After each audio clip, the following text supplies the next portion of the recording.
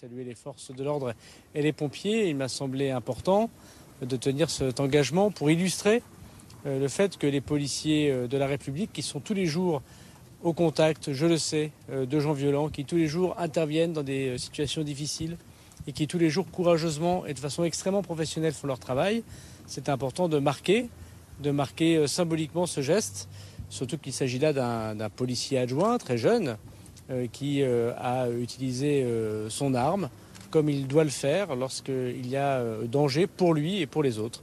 On peut imaginer, et je pense que c'est important de le dire, je pense qu'on en parlait avec monsieur le maire et les élus voilà quelques instants, que cette personne qui est venue brûler une synagogue et qui ensuite avait des longs couteaux et a attaqué un policier qui s'est interposé, que cette personne n'aurait pu continuer sa route meurtrière et s'en prendre aux passants.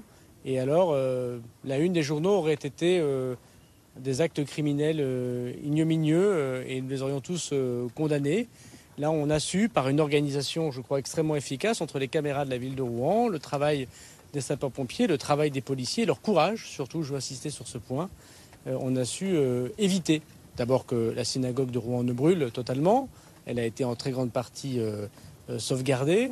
Et bien évidemment, on a empêché sans doute des passages à l'acte meurtriers. Et moi, je pense que c'est important de souligner que les policiers de la République, dans ce geste extrêmement courageux, ont le soutien, le courage et la détermination qui est encouragée au plus haut niveau de l'État, et notamment par leur chef, qui est ministre de l'Intérieur. Quel message vous avez passé justement à ces policiers et ces pompiers qui ont neutralisé l'assaillant? Mais d'abord, ce n'est pas simplement à eux, même si évidemment je leur remets une décoration à eux, c'est pour dire que je comprends bien la situation dans laquelle ils sont de manière générale lorsqu'ils font leur travail pour la République. Ils sont dans une situation de personnes qui imposent non pas un ordre d'un gouvernement ou de telle ou telle politique, mais de l'État français, au nom de tous les Français. Et ils appliquent les lois qu'ont choisies les Français. Et je pense que c'est important de montrer qu'il y a notamment des jeunes comme ce policier adjoint de 22-23 ans qui s'engage pour la République, risque sa vie. J'ai déjà eu l'occasion de le dire, pour un salaire qui n'est pas très élevé. Il aurait pu faire un autre choix de vie. Il a choisi de servir la République et qu'il est là pour imposer l'ordre républicain. L'ordre en tant que tel n'a aucun intérêt. Juste l'ordre, ça n'a aucun intérêt. Mais l'ordre pour permettre les libertés publiques, en l'occurrence là de pouvoir aller à son lieu de culte, mais ici à une femme de pouvoir quitter son mari si elle le souhaite, là à des enfants de pouvoir aller à l'école, là encore de garder, d'avoir ses biens quand on est propriétaire modeste d'un petit véhicule, d'une petite maison, de pouvoir aller au travail sans avoir peur. Ben, c'est ça l'ordre républicain, c'est pour permettre les libertés fondamentales de notre pays. Et trop souvent, je constate que nous avons envers les policiers, non pas la majorité des Français, je sais qu'ils les soutiennent, mais peut-être les commentaires, nous avons des suspicions, des contestations. On a tendance, dans notre pays, à dire que la parole du policier et du gendarme vaut la parole de la personne qui l'arrête. Ben, en tant que ministre de l'Intérieur, je veux dire que la parole du policier et du gendarme est supérieure à la personne qui l'arrête. C'est pour ça qu'il est officier de police judiciaire, c'est pour ça qu'il a un uniforme, c'est pour ça qu'il a une arme, ce qui n'empêche évidemment pas les enquêtes. Et ce qui n'empêche évidemment pas de voir qu'il y a ici ou là des personnes qui peuvent ne pas respecter la déontologie. Elles doivent être évidemment punies, il n'y a aucun doute là-dessus. Mais par principe, il faut être du côté des policiers et du gendarme pour pouvoir faire respecter l'ordre républicain.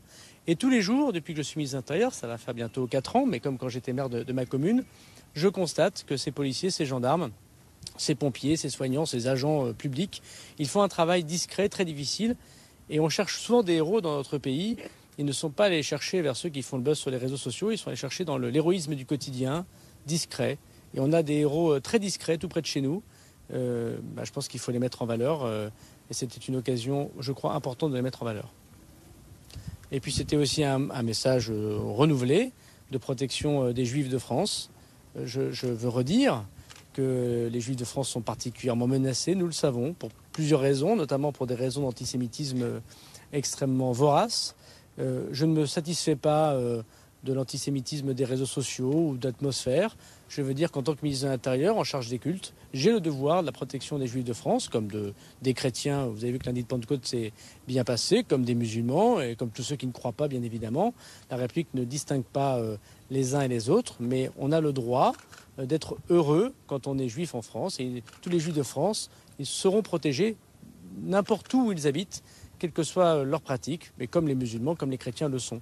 C'est important parce que je crois que le jour où nous refusons de combattre un antisémitisme qui vise à persécuter, il n'y a pas d'autre mot, à violenter, à apeurer les Juifs en France, alors la France ne sera plus la France. Et notre travail, c'est de le faire.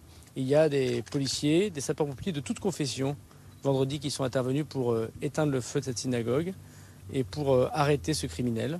Et moi, je pense que c'est ça la République. L'uniforme permet à chacun, quelle que soit sa religion, d'intervenir et de protéger les plus faibles. Et aujourd'hui, les plus faibles, c'est les Juifs. Monsieur le ministre, on voulait aussi profiter de votre présence aujourd'hui pour faire un petit point sur la situation en Nouvelle-Calédonie. Quelles sont les informations que l'on a aujourd'hui? Est-ce que la situation se calme? Écoutez, je ne vais pas commenter la situation en Nouvelle-Calédonie. D'abord parce que dans quelques dizaines de minutes, nous aurons un conseil de défense autour du président de la République qui aura l'occasion, je crois, à la fois de faire le point et de communiquer. Ce que je peux dire, c'est qu'avec monsieur le Premier ministre, nous avons constaté que les forces de l'ordre, sous l'autorité de monsieur le haut-commissaire, rétablissaient l'ordre public. Il y a encore beaucoup de travail, mais les nuits et les journées ont été plus calmes et des opérations qui sont commandées réussissent avec efficacité. Et je veux évidemment avoir un mot très touché pour les familles et pour les gendarmes mobiles, et parce que j'ai accueilli ce matin leurs camarades à Istres, et je crois qu'on ne peut pas sortir évidemment indifférent de la peine de ces familles dévastées, et de ne pas souligner également le fait qu'ils sont eux aussi des héros pour la République. Merci beaucoup. Merci.